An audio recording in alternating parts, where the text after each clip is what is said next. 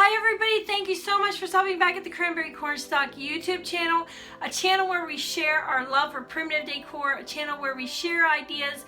I'm going to show you how I made the third in a series of sugar sack babies. These are little baby dolls that we assumed that in the 1800s sugar would be sent in little cloth sacks. They would reuse the cloth to make baby dolls and different types of things that they needed around the homestead. These are our idea of some dolls that we use, of course, for today's primitive decor. The first in this series, we showed you how we made Uncle Sam dolls. We showed you a couple of those. The second in the series, we showed you how we made the Statue of Liberty dolls. And today, I'm so excited to share with you the folk art dolls. These are Halloween folk art dolls. It seemed appropriate since we are in August and fall things are coming out in the stores. Everybody's getting excited for fall. School is going back in a couple of weeks. Some schools have already started, so it would just seem appropriate that we showed you a couple of folk art babies. These are some of my favorites, near and dear to my heart. I love my folk art. We're going to show you how we made a couple of these in the studio. So if you haven't done so yet, please hit like, share, and subscribe.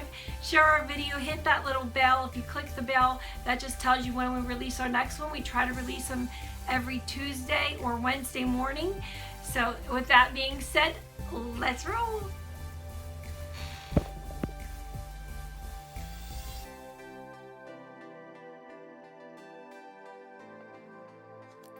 Okay, here you can see our sugar sack babies unedited, and here is our Uncle Sam dolls. Moving on to our Statue of Liberty, and today I'm going to show you how we made these folk art beautiful little baby dolls.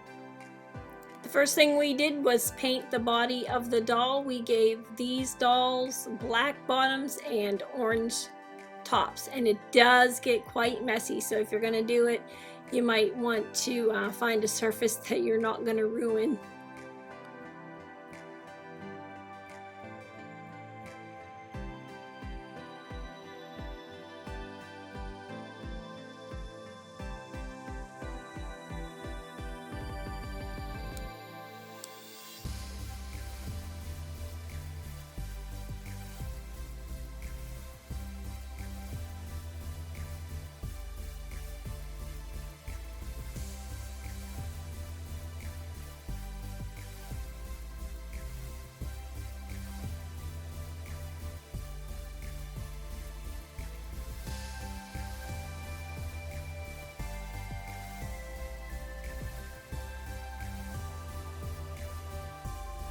And after that, we went on to make our hats. We just turned some cardstock into a cone shape and tried to get the top small, but it didn't want to work for us. So we had some plans. We thought maybe we could figure something out later. But all we did here was just tape it to shape a cone. And that seemed to work. And of course, you'll have the bottom, if you're going to shape a cone with a square paper, you'll have the bottom you have to trim off to make it even like we did here. It just makes a nice little hat. And the next thing we did was we took the cone shape and we just coated it with, you can use glue. We use decoupage here. We have a premium decoupage that holds really well, especially with fabrics. So that's what we put on the cardstock to get it prepared for the fabric application next.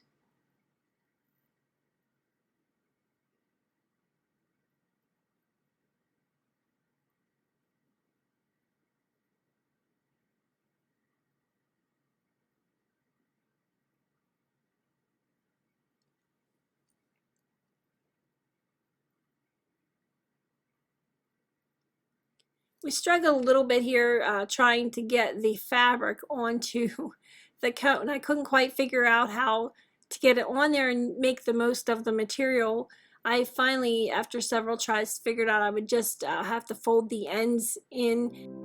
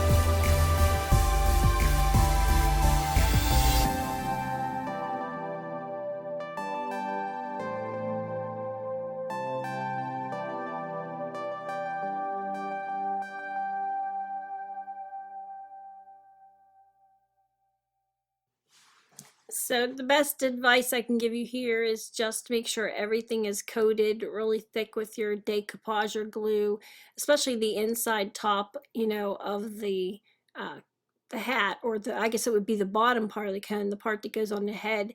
That seemed to be the part I struggle with the most. Just put lots and lots of decoupage or glue on there, and it should be fine. Mine got nice and crunchy and hard. Get the edges really good because that's where things start to fray and fall apart. But if you do like I did here, it seemed to work well for me in this instance.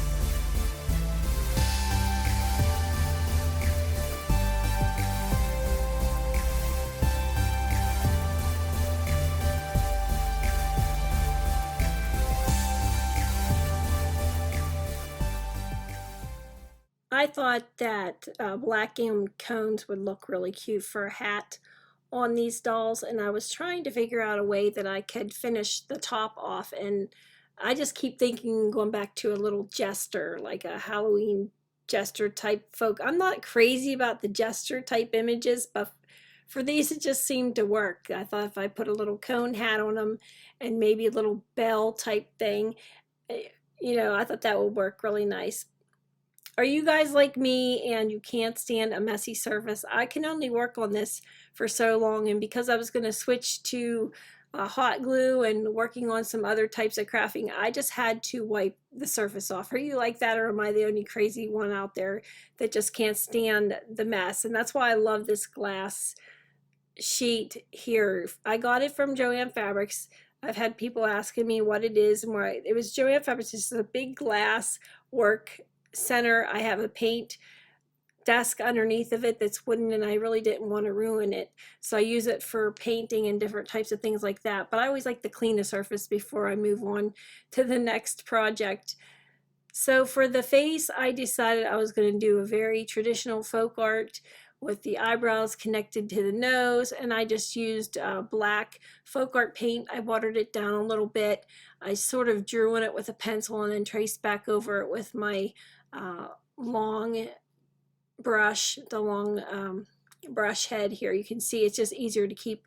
It holds a lot more paint in, the liner brush does, so that's what I used to paint the face on. I just outlined where I wanted the eyebrows and to come down to the nose.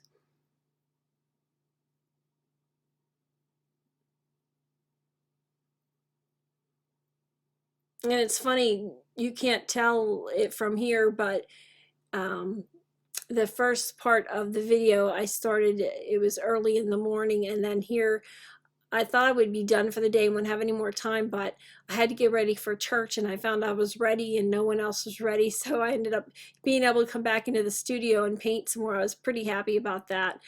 So that's why you see the change in my clothing attire here.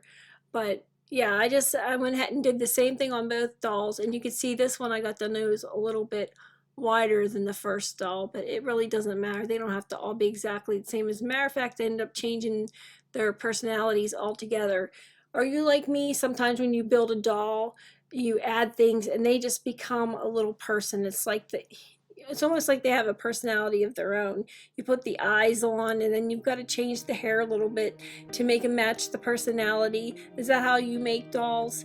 If you do, tell me in the comment section what you do when you're working through the progress. I find that the hair, the eyes, the nose, any of that can factor into making the personality of the doll.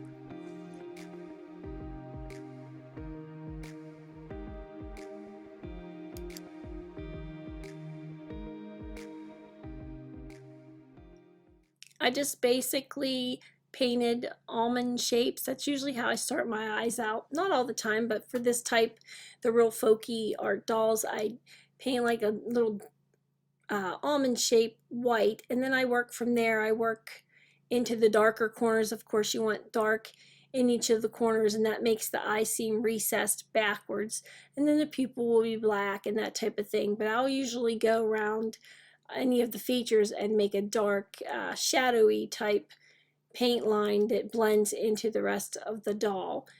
And here you can see I did it again on the other doll. But isn't it funny how whenever you're painting the eyes, you can do the same process for the nose, and they just look so different. I've never had one doll look exactly like the other.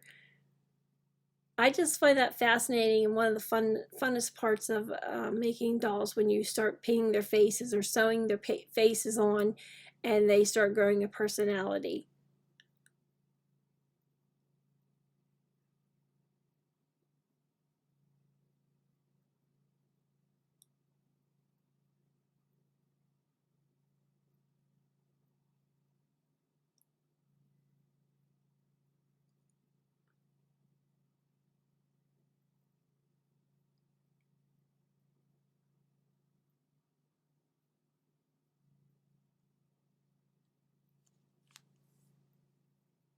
You can see I got a little bit of paint here on the bottom.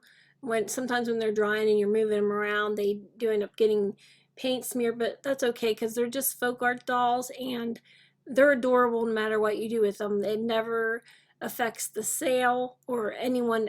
No one even notices, you know, those types of discrepancies. They don't even see them on there. But by the time you put all your little trimmings and your ropes and that type of thing on the doll, they become totally invisible. Matter of fact, they add to the character of the doll.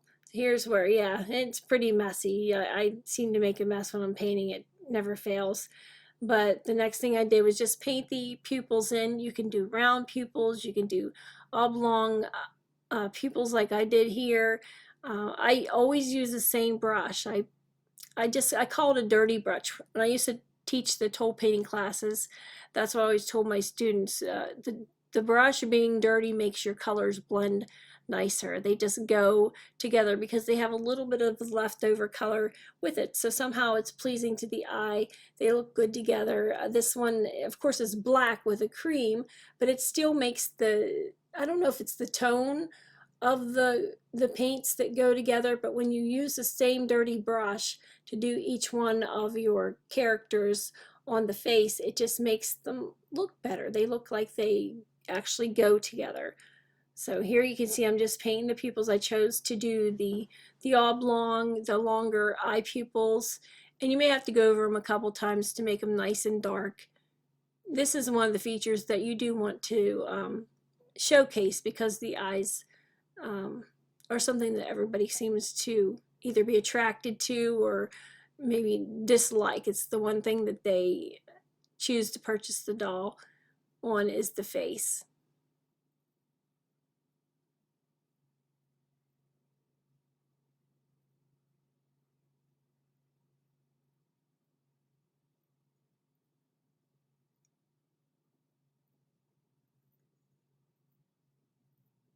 Here you can't see on the side, but I am mixing into a white palette, coming up with some other colors and mixing some things that I want to see.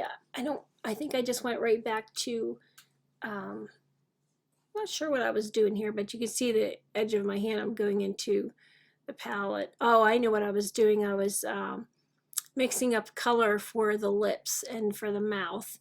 I had to mix up some red to make some cute little pursy lips on my doll. I wanted the dolls to have some little a top lip and a bottom lip, and I finished putting where I wanted the mouth to go, and then I ended up adding the pursed I think it was red folk art color. I don't remember the exact name of the shade, but it was just a dark red folk art color. I mixed it with a little bit lighter to almost get a pink, but to stay within the prim colors and keep it folky, I add a little bit of just a touch of black as well.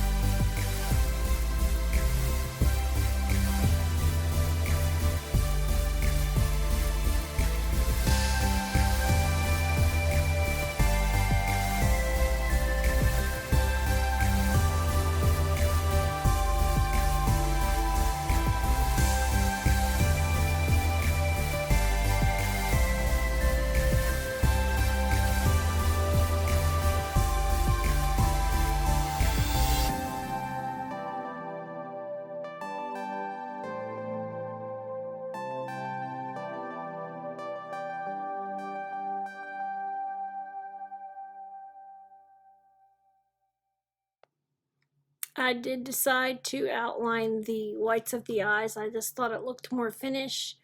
And whenever you have white paint that's sort of out of character outside the lines of where it should be, it helps to hide those imperfections. I did end up giving her eyelashes and some little lines in her eyes. The more detail you put into it, the more it shows that you really did take your time.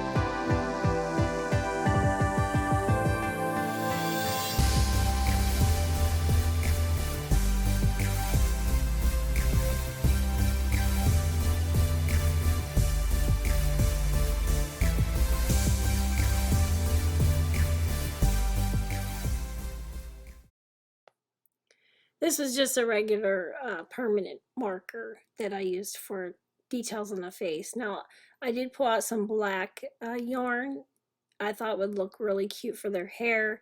I just didn't know what to do for their hair. I just had to just keep trying and hold it up and decide what I wanted to do. The long hair just wasn't getting it for me this time. I had just put two pieces down the side. I thought I'd keep it really simple because, you know, some of the prim dolls, the more simple, the more character they have.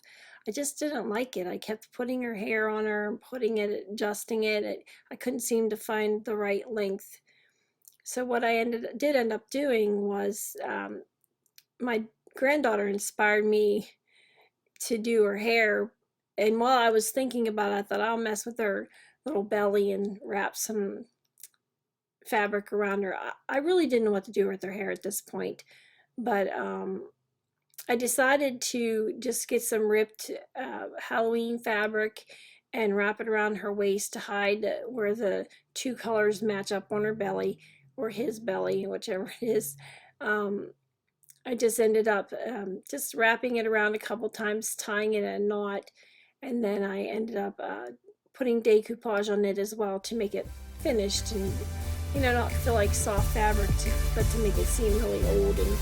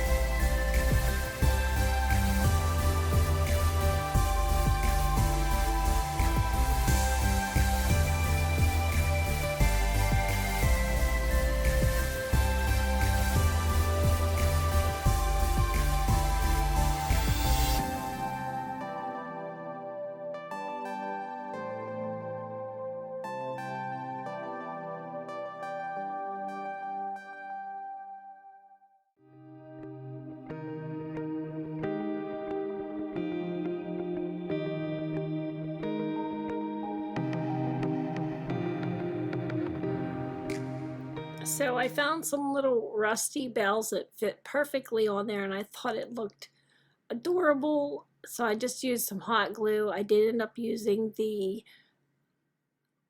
Gorilla hot glue.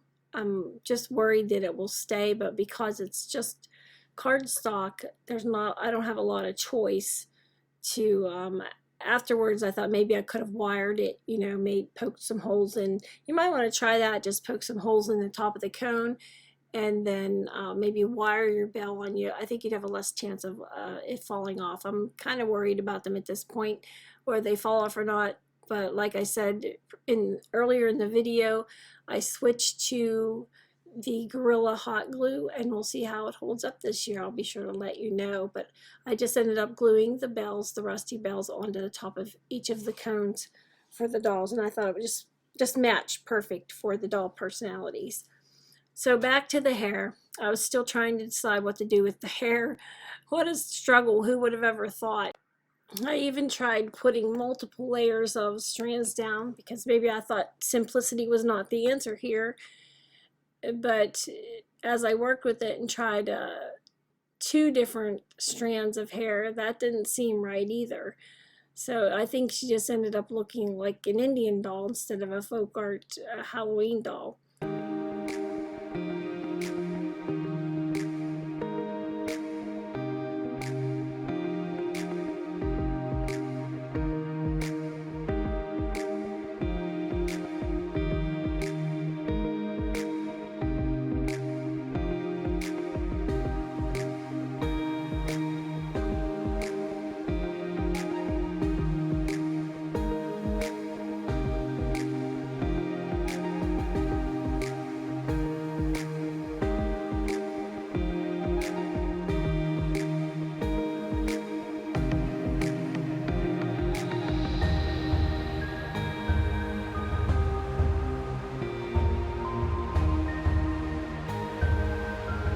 So that was it. I gave up on the single strands and went ahead with attempting the pom-pom hairdo, and I just spun it around my finger, and I tucked the end to make like another cone, and I tucked the end of the string in the bottom, and then I turned it over and made sure that the top was tucked in too, so I had no loose ends. And then I just put hot glue in the center, which, cemented all the yarn that went in circles. It made like a perfect cone.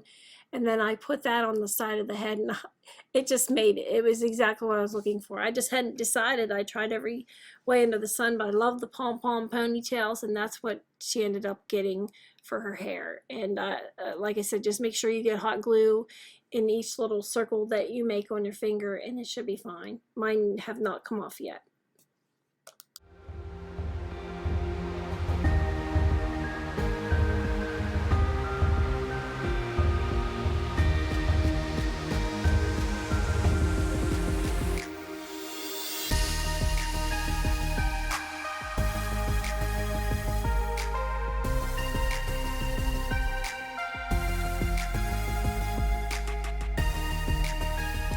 Here I'm just using the scissors to help hold the pom-pom ponytail onto the doll, because I don't know if you've ever gotten burned with hot glue, but it doesn't feel good.